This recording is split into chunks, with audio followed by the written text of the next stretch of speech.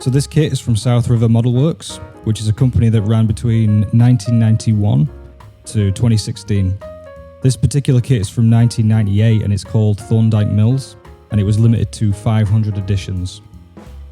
The box was just absolutely rammed with material, so you get all the basic stuff you usually do in these types of structure kits, like all the wood walls, bracing wood and scale strip wood.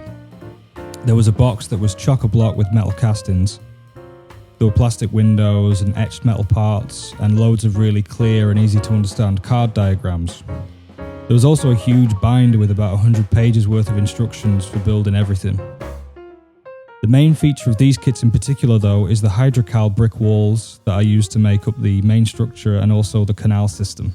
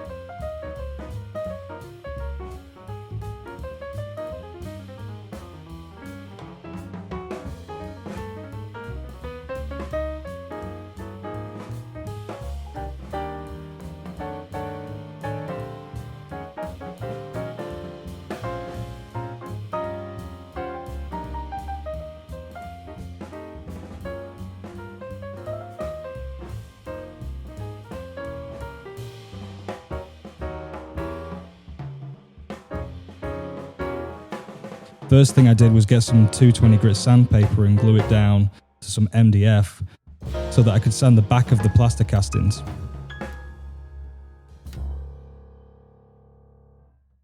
And I used a small file to get all the window pieces out.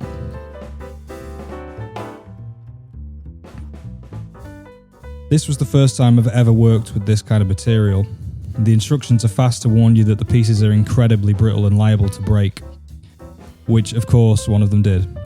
But it's not a huge problem, and you can easily fix the pieces back together with some white glue and you'll never even be able to tell that it was broken.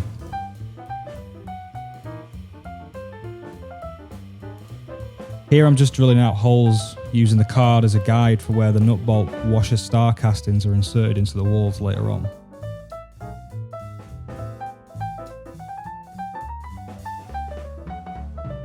I like to use this Vallejo plastic putty for covering small seam lines.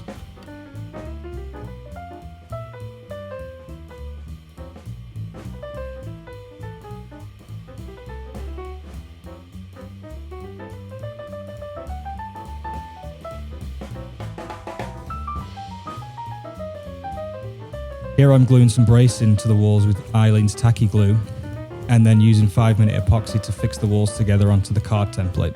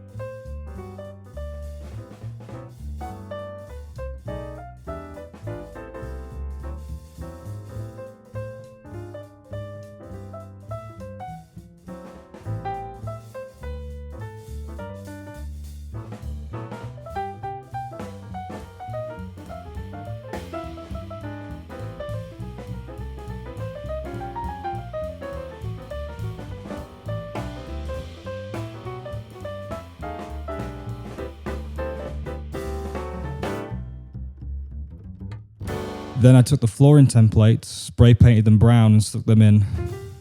This way you won't be able to look out of a top story window and see out of a bottom story window. After everything was together, I sprayed the whole thing with some matte sealant from Rust-Oleum so that the acrylic paint wouldn't soak into the plaster, and this would make it easier for painting. I used the airbrush to paint the mill structure here, and I generally don't keep track of what specific colours I'm using, although I do use mainly all Vallejo. I just like to grab different things and feel my way through this kind of thing.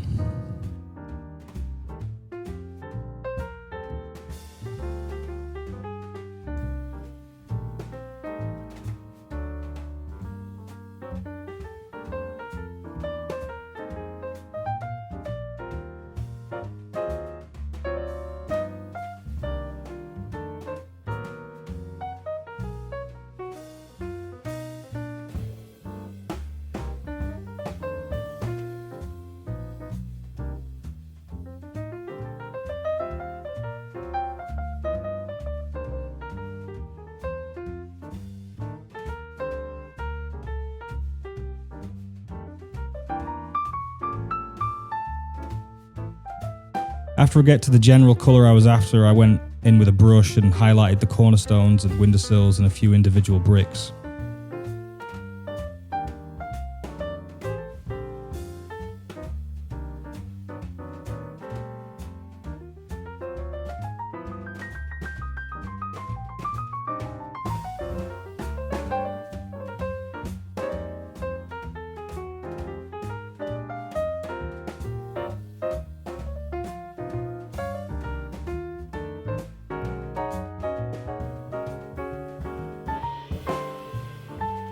Here's the completed side building base that is integrated later on into the clapboard carpet building connected to the mill.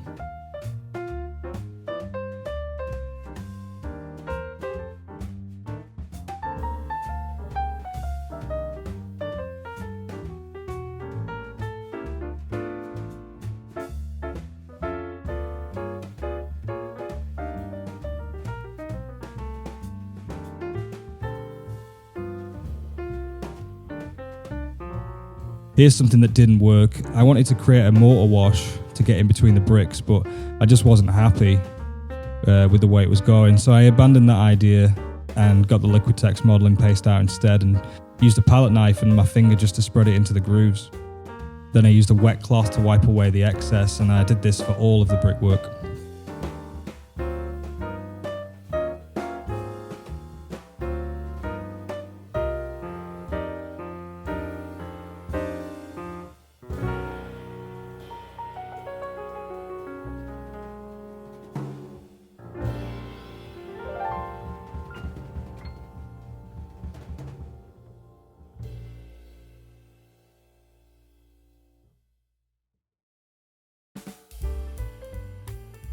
So many windows. I just gave them all a coat of white primer and then used the chop it to cut out all the individual panes of glass acetate, and I used Tamiya thin cement to glue them all in place.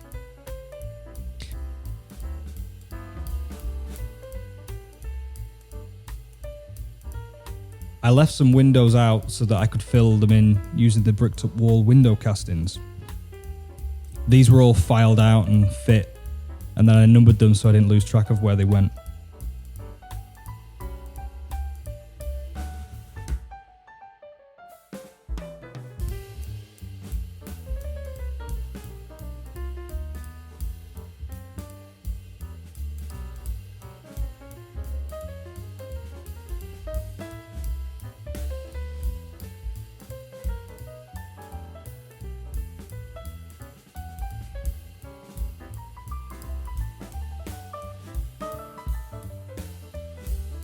The nut bolt washer castings were sprayed gold and then just sprayed with a little bit of brown over the top.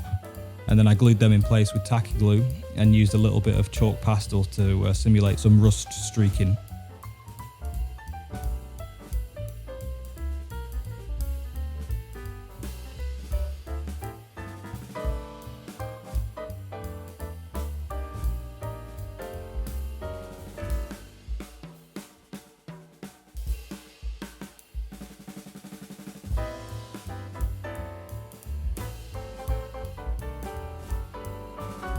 This is generally how I always do tar paper roofing. I like to spray over some black cardstock with white and grey and then knock it back with sandpaper later to vary the weathering.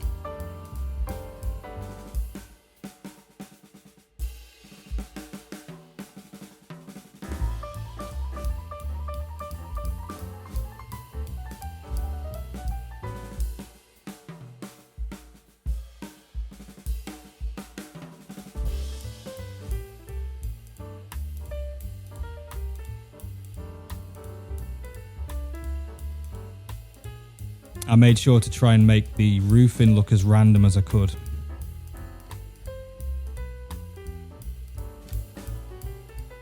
Here I'm putting the bell tower together, which is a mixture of resin castings, etched metal and just metal castings.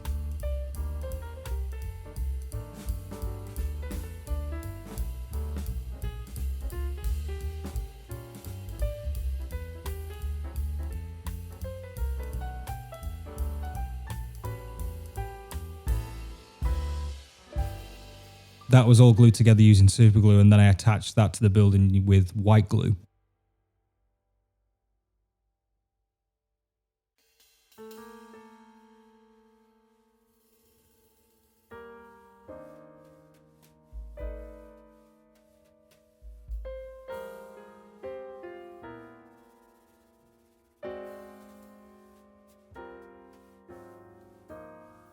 It didn't make sense to me to paint the white metal vents because to my mind, you can't really get better looking metal colour than metal itself. Here I'm starting on the Clapboard building and you can see that this larger wall came pretty badly broken up from all those years of it being in the box. But it was easily fixable with some tacky glue.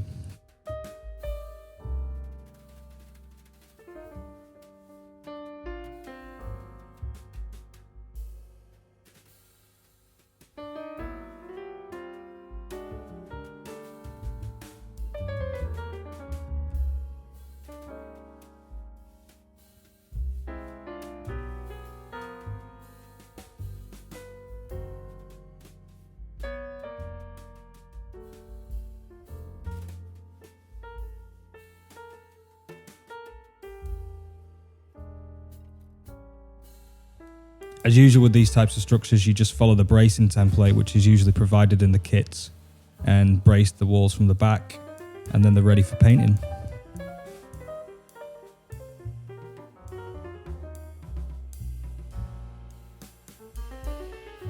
I find these little wood staining samples are really good for these projects. I use this rosewood stain to prime all the walls with an undercoat.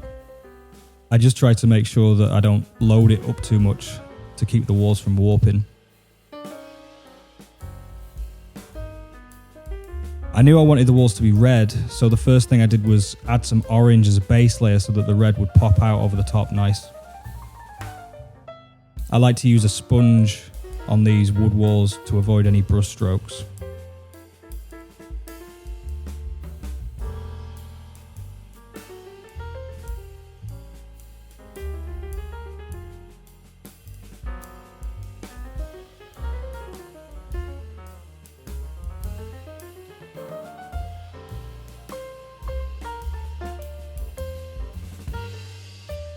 Again, here's some metal castings for windows and doors that I primed with Rust-Oleum white and then used an airbrush to colour.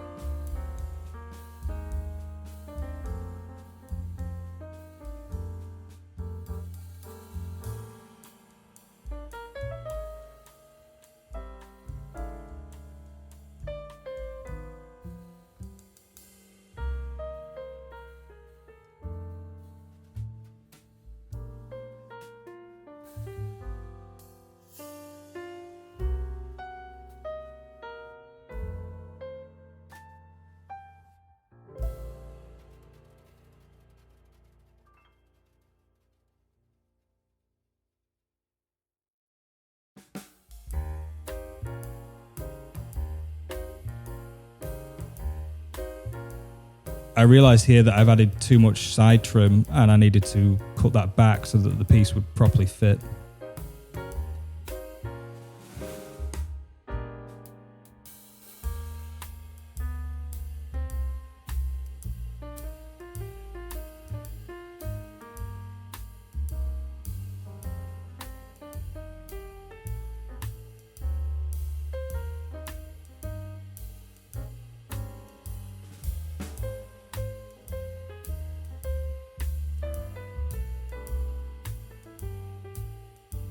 Here I'm fitting the cardboard flooring that connects the overhang to the main mill building.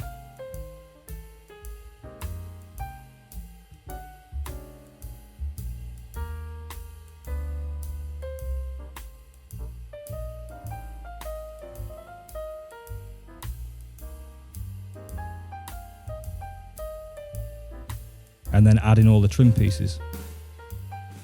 There was a lot of trim pieces for this building.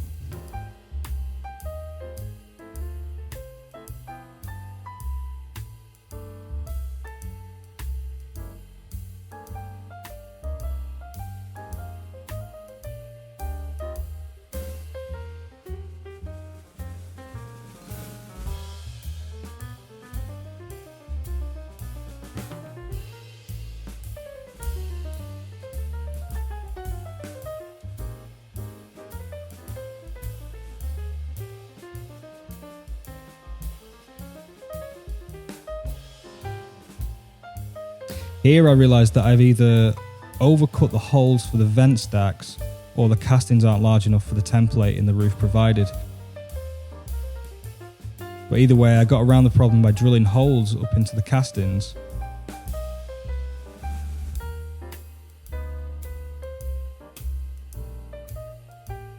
And then gluing in some styrene rods so that the pieces would stand up from the base of the building whilst they were inside the holes that were too large.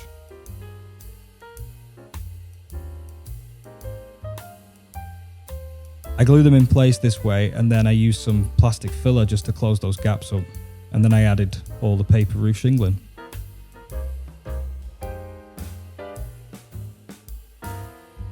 This little vent casting was missing a pipe, so I added a styrene rod and painted it up to match. Here's the finished building with the additional loading docks added on. And you can also see here that I've left a support beam out until it's ready to place onto the diorama. Here's the other kit that I used for this diorama. It's Decker's tar soap from Fos Scale models, and I believe this version is from the original run that came out in around 2008. It's since been reissued, I believe. You can get it on the website. I found this on eBay here in the UK, and I realised that it would look great next to this South River Model Works kit.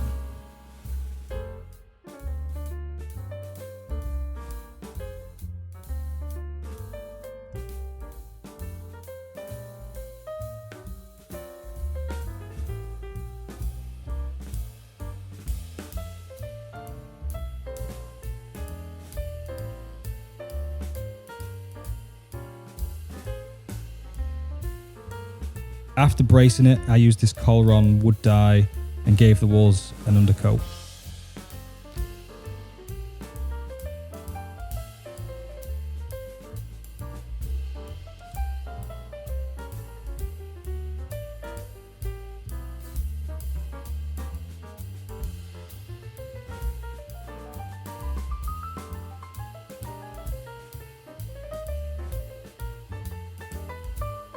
I mixed up this very nautical looking blue colour and I sponged that on.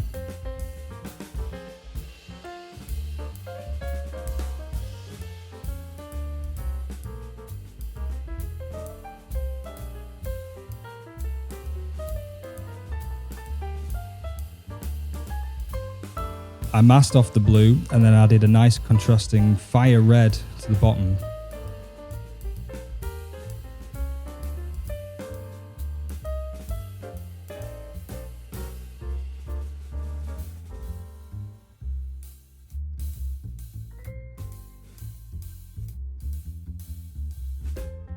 Then I masked off the red and added a white strip to separate the two colours.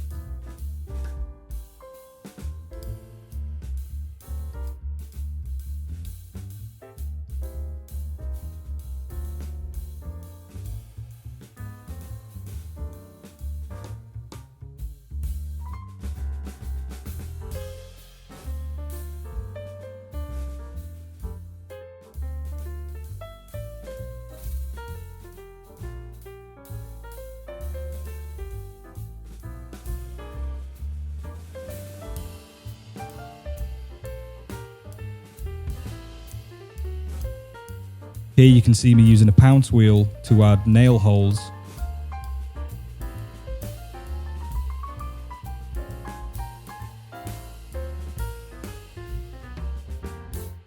And then I also went in with an X-Acto knife to create separate boards and then kind of painted them to make them look like repairs.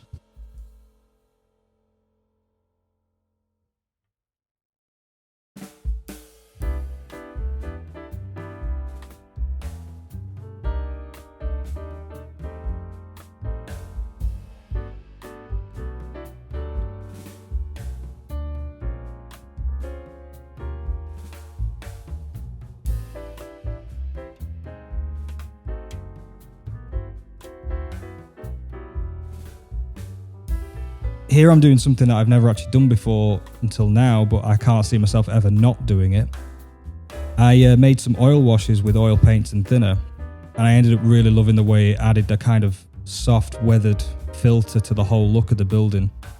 You can see the wash pulling all the details out of the wood and nail holes, and I also retroactively went back and did the same to the previous building. I also did this wash technique on all the castings later on.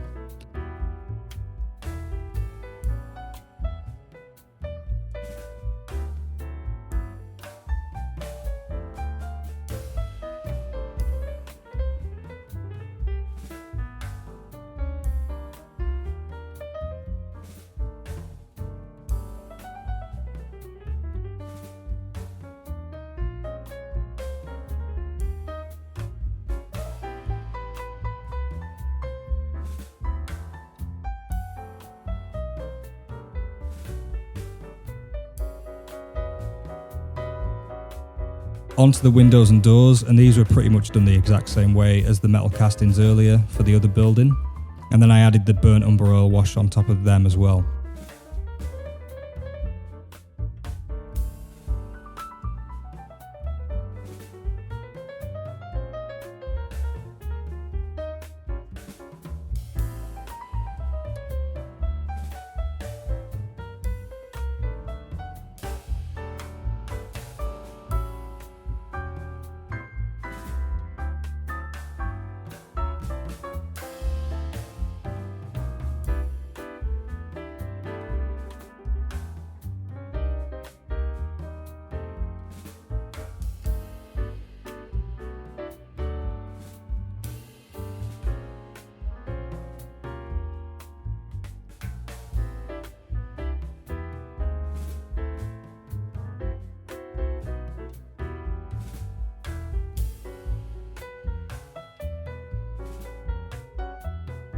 I got some different coloured masking tape and used small rectangles in various window panes to simulate that look you get in some industrial buildings.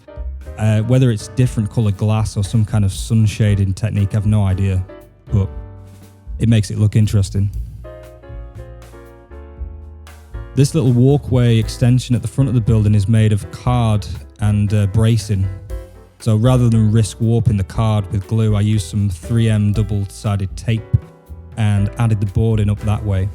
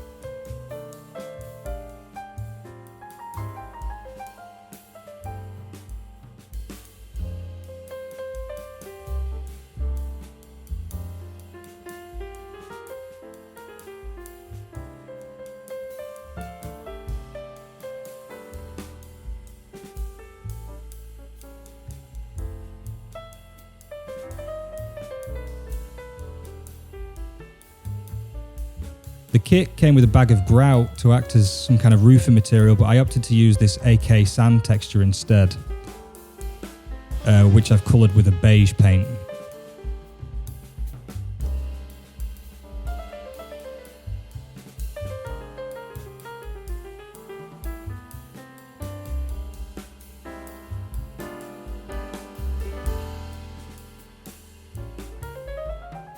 Then I just dripped on some IPA and India ink wash.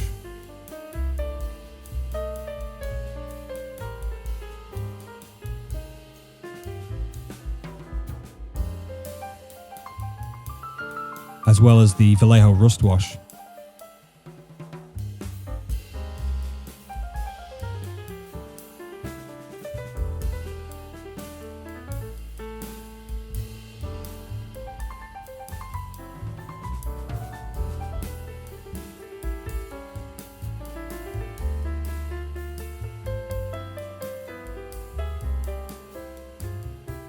I also blacked out the inside using some cardstock.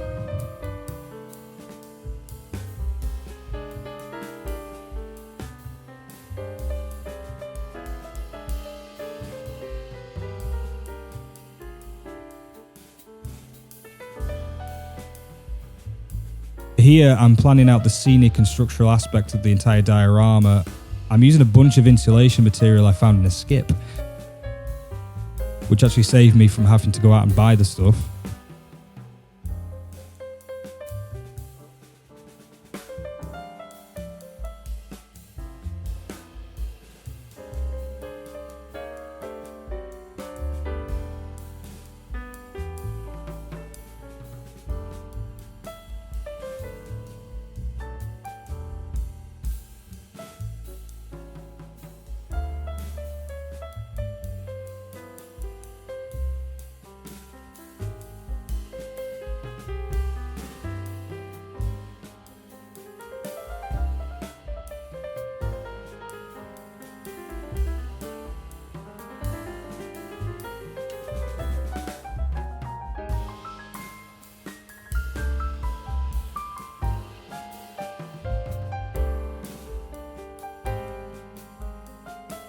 I'm using a few utility blades to score, mark and cut through the foam.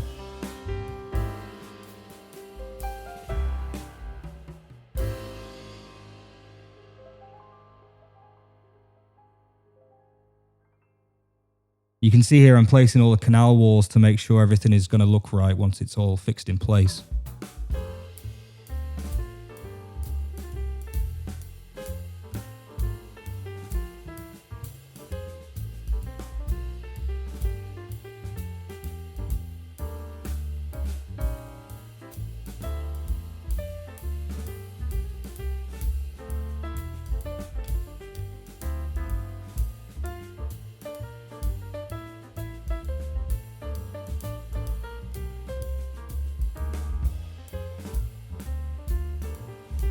I took a big piece of XPS foam to work up from and used a bunch of different glues like No More Nails, some wood glue and some hot glue, just whatever would work to fix the pieces together, and then I weighed it all down with heavy books.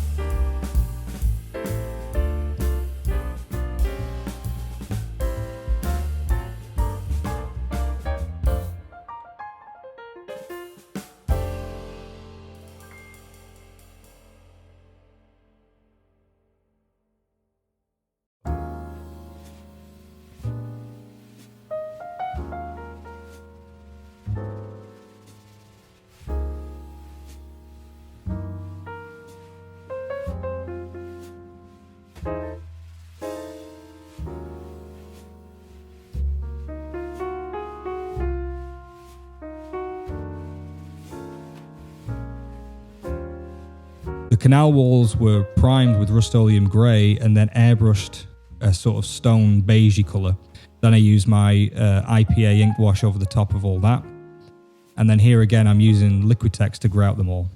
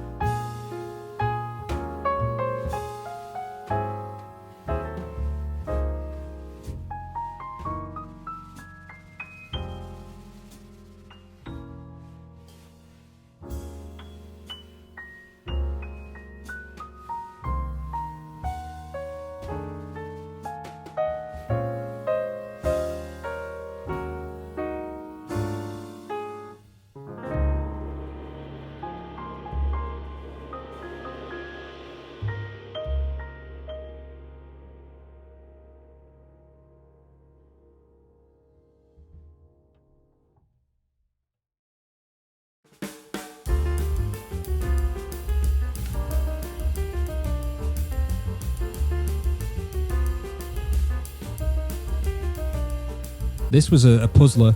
One of the canal walls extended out way too far compared to the others, and I couldn't make out from the instructions why that was, whether it was my mistake or just the way it was supposed to be, or their mistake.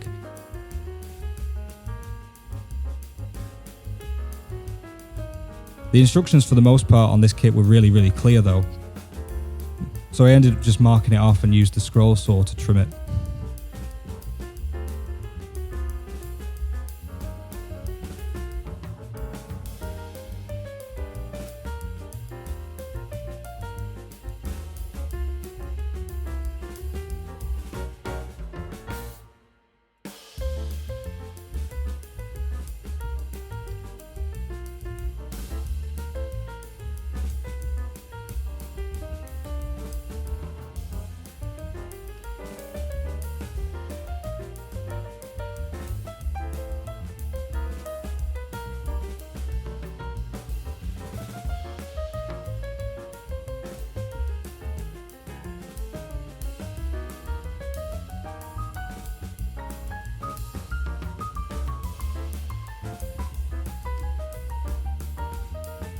I used white glue around all the insides to ensure that any resin I'd pour later on wouldn't seep out anywhere.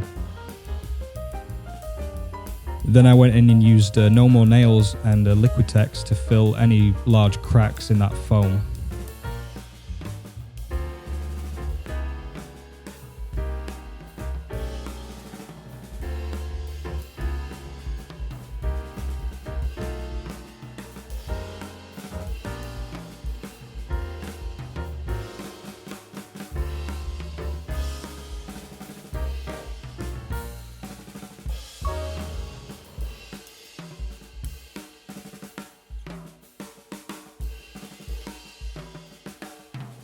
Here I'm using Geek Gaming Scenic's modelling compound, which is basically just sculptor mould, to build up the rockwork on this large boulder.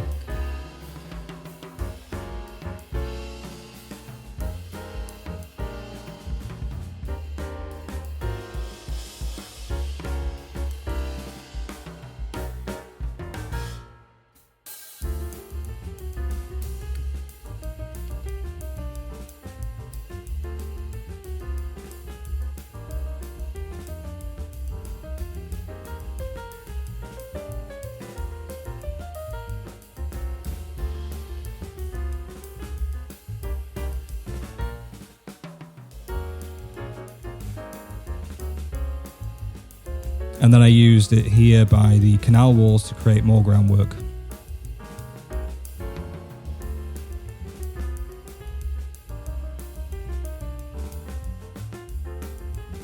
I added in these mill pipes which came in the kit, they're like little brass rings, and I fixed them in place with some diluted white glue.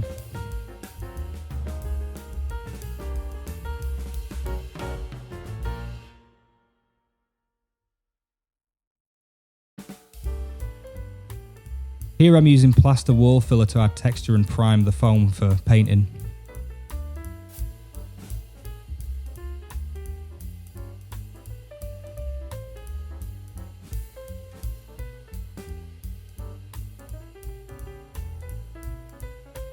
I sorted this crack out with some more plaster filler.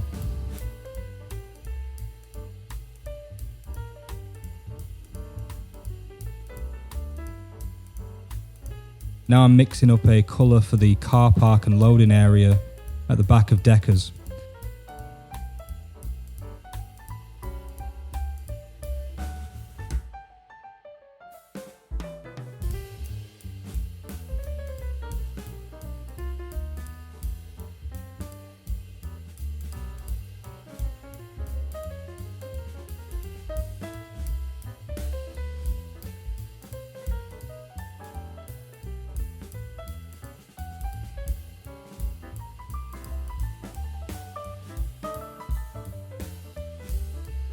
Then I painted up the rest of the top surface with a base coat of paints.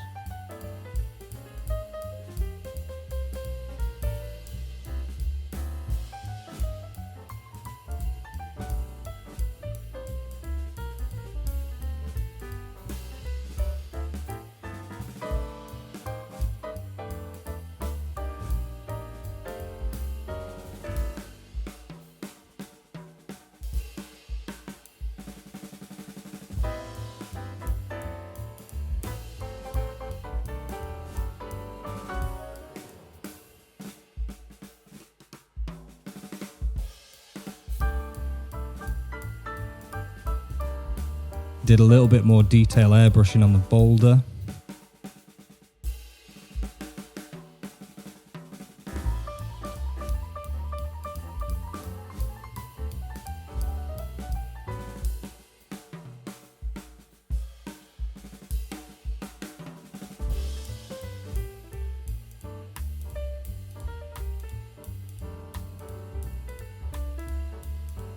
Then I used Mod Podge matte to glue beige grout to the surface to act as like a dirt and dust texture.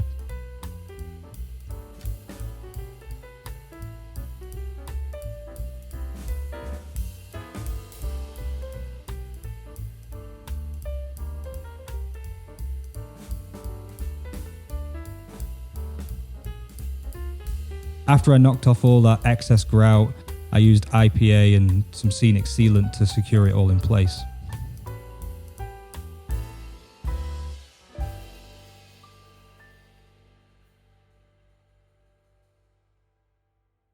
I used a 3mm foundation for deckers just to give it some more realism.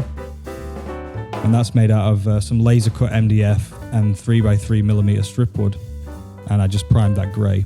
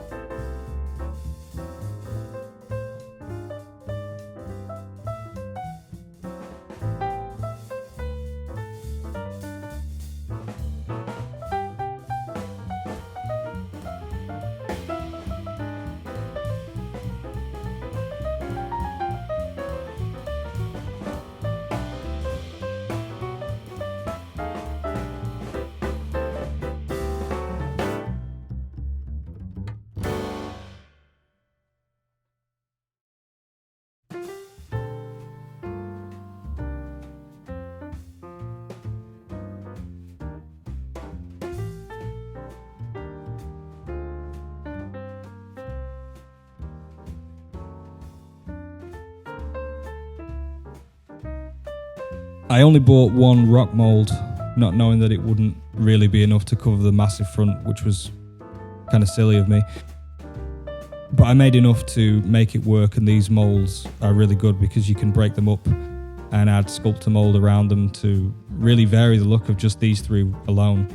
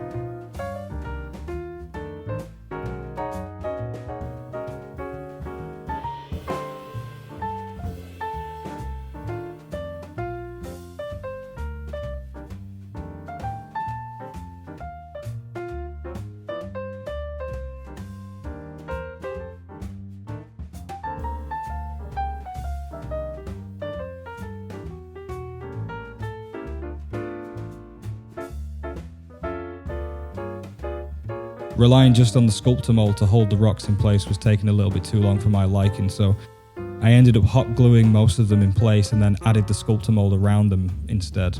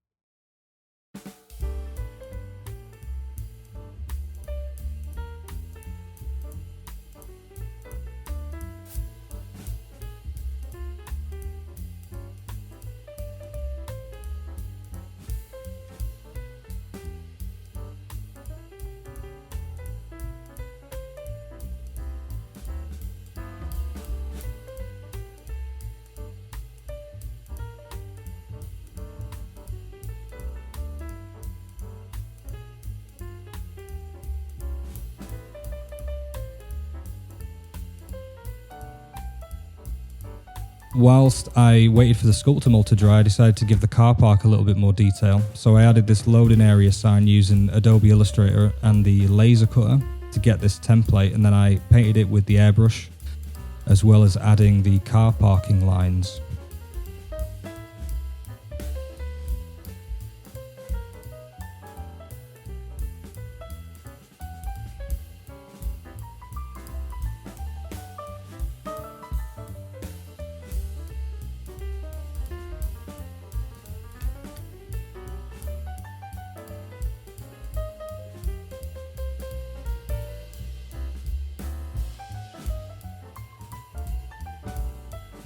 Now it was time to paint up all those rocks, which took a long time getting into all those crevices.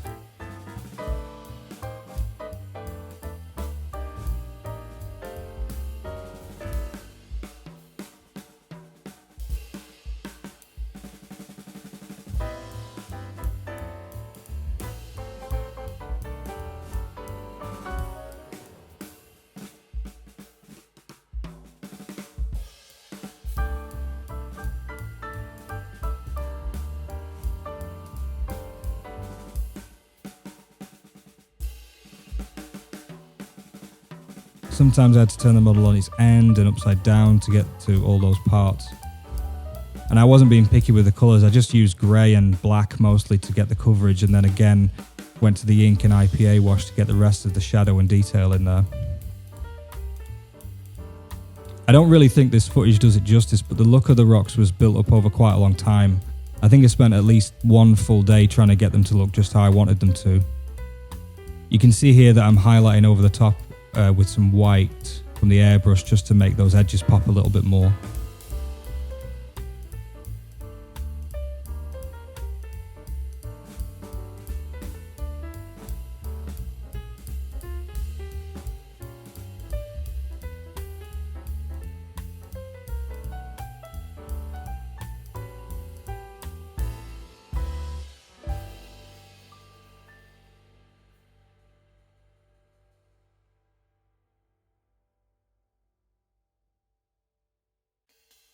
Here I'm just giving the ocean area a base coat, and then I took an old makeup brush with some off-white and gently brushed in some more highlight details.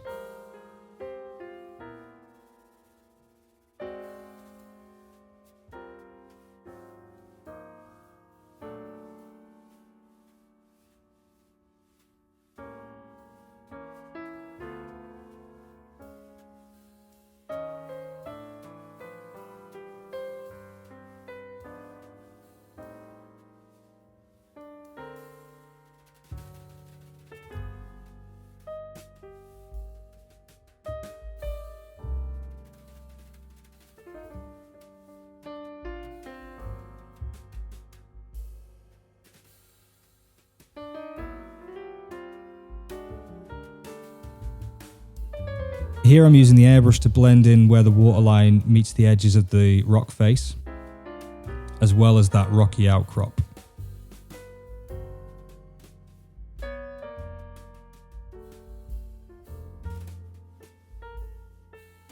This is the sluice gate, which is made up of some cast metal parts and a little bit of scale lumber.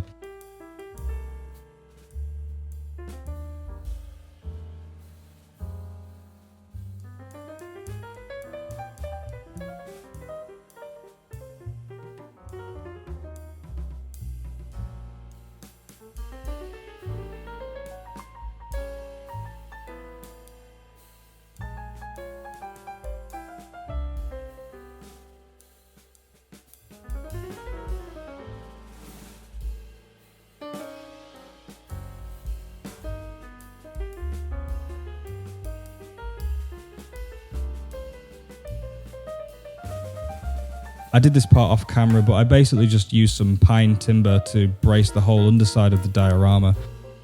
I should have done this to begin with, but it was just short-sightedness on my part. Luckily though, I was able to add it without much trouble. I took this piece of glass and basically just experimented on it with some gloss Mod Podge and hot glue, just to try and simulate what was going to be the falling water elements. I ended up using the hot glue for the pipe water and the Mod Podge for the trickling water from the rocks into the ocean.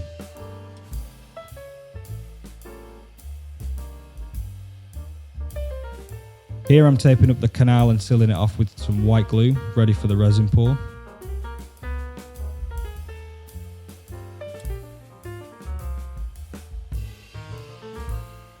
I wasn't happy with this area, so I went back and added more rocks. I feel that this really improves the look of the water flowing out the pipes later on.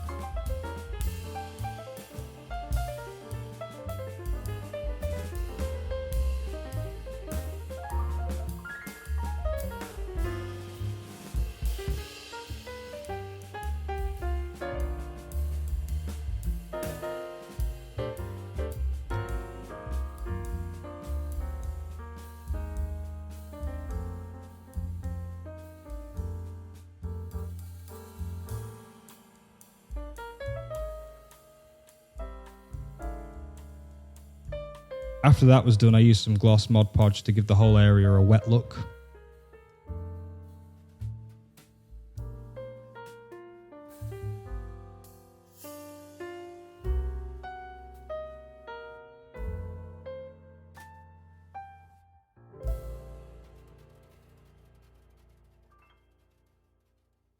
This here is a piece of clear acetate that was brushed with gloss Mod Podge in one direction, and then I also carefully added some hot glue streaking to simulate bigger areas of water flowing over the canal dam.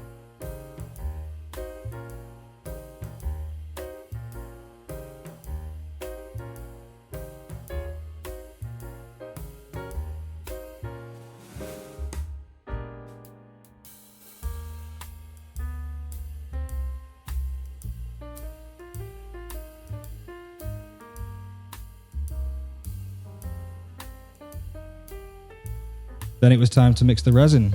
I added green and brown pigment into the mix for the canal section.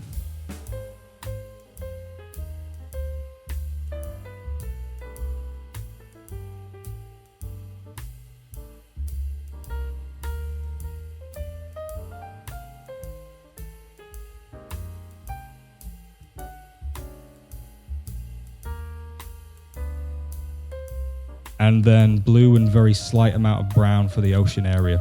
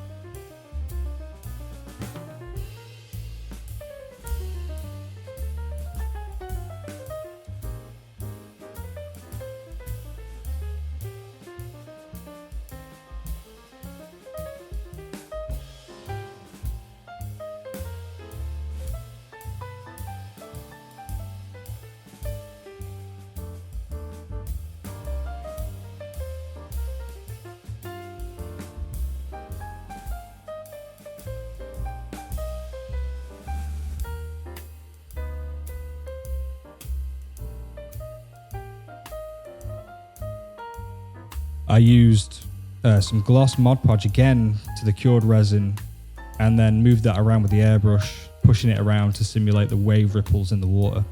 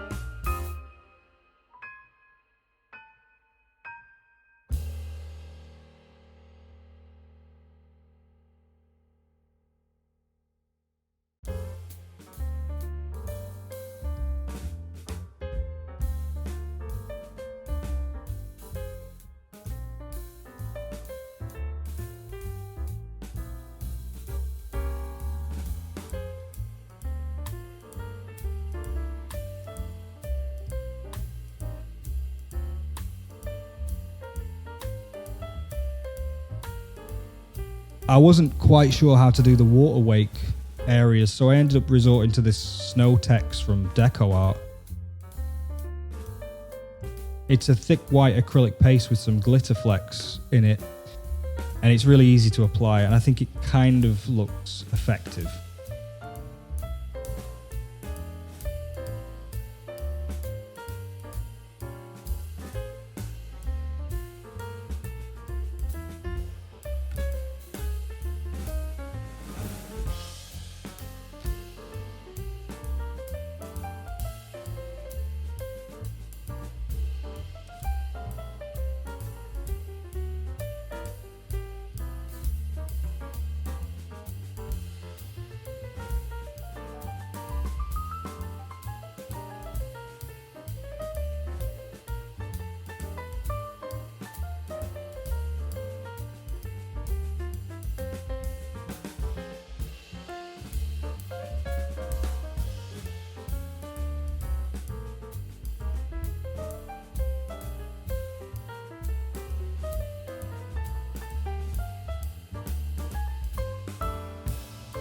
I masked off the water resin areas and started on the static grass and foliage.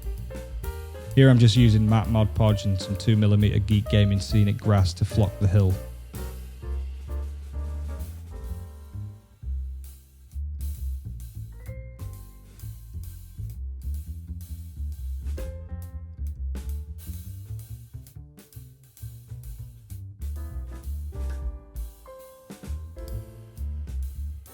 This is the area where the canal wall meets the rocks, and I wanted to blend that in with some sort of mossy looking foam, so I used some Woodland Scenics medium turf for that.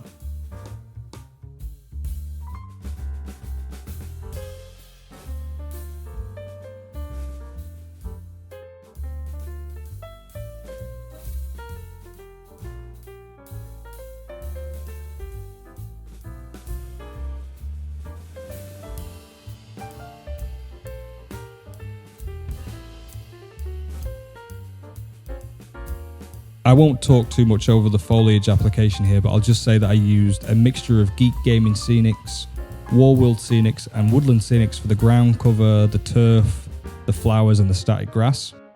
And all of the bushes and trees are from Diorama Presepe.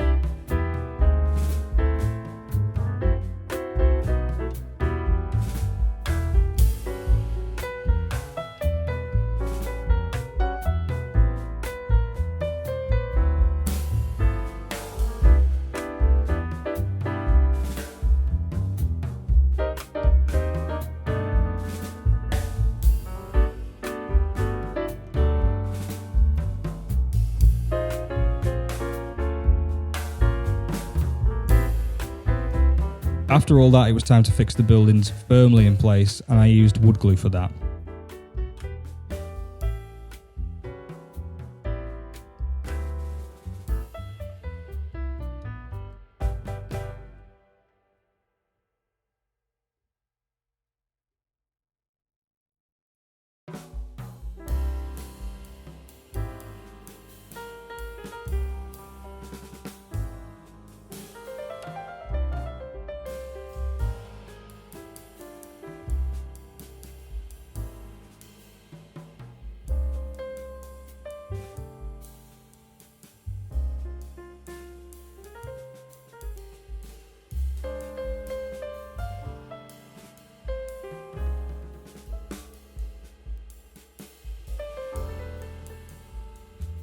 Then I went round the buildings again and added more grass tufts, some turf and debris.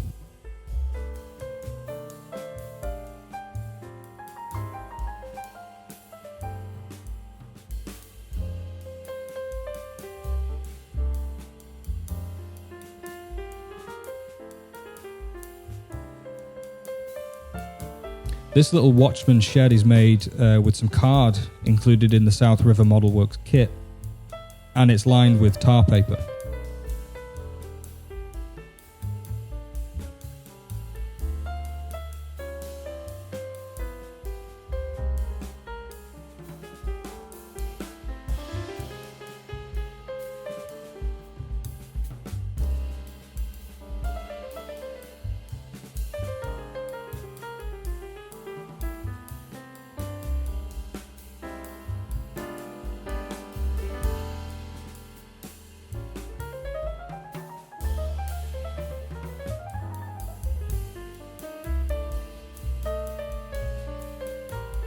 Here I'm adding a little overhang for the sluice gate side.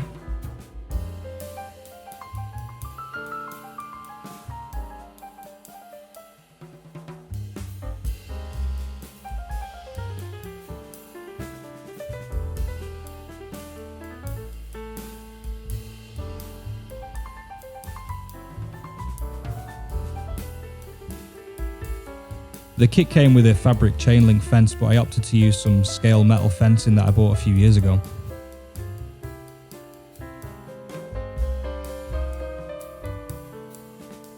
As well as using the castings provided in both kits, I also added a load that were left over from 2 fine scale miniatures kits that I'd previously done.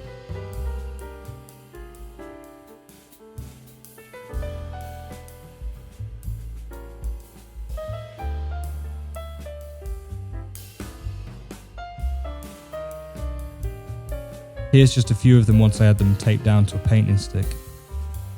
I'm not going to make you watch me paint all of these, so let's just skip to them once they're done and you can watch me place a few of them into the diorama instead.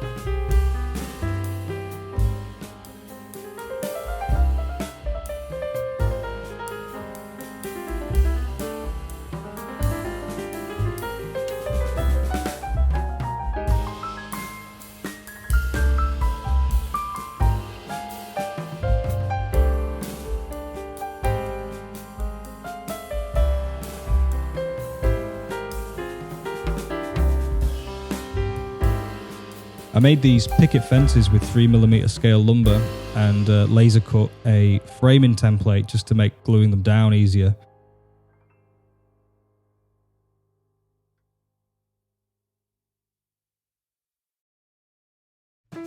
I wanted to add a vehicle into the scene, so I took one of these. This was an unused kit from one of the fine scale miniatures builds I did.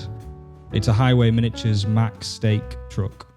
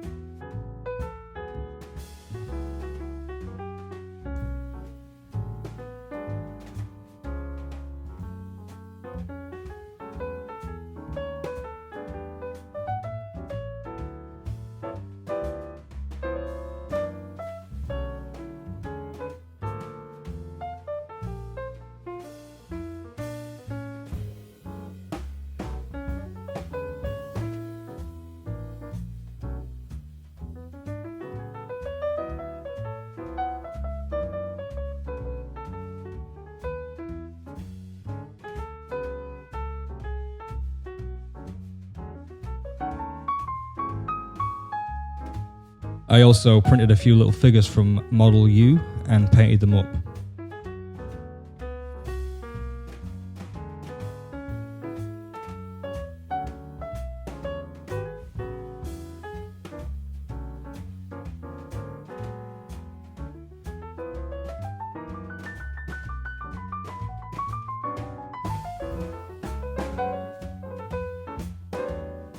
Lastly, I painted the sides of the diorama in black.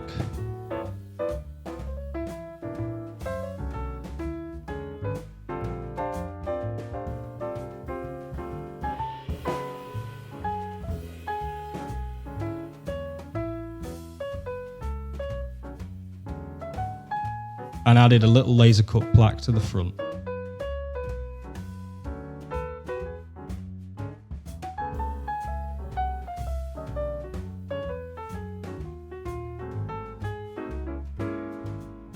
Well, I hope you got something from this video, and at most I hope you learned something and maybe got some tips for anything like this you might want to try in the future.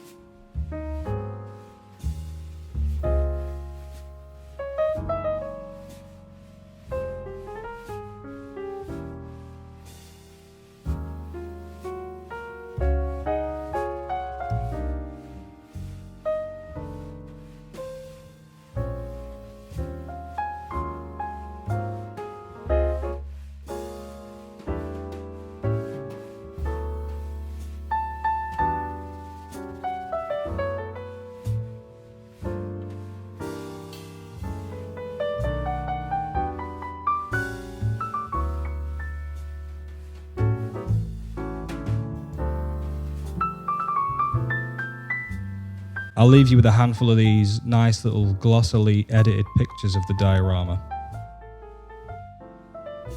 Thanks very much for watching.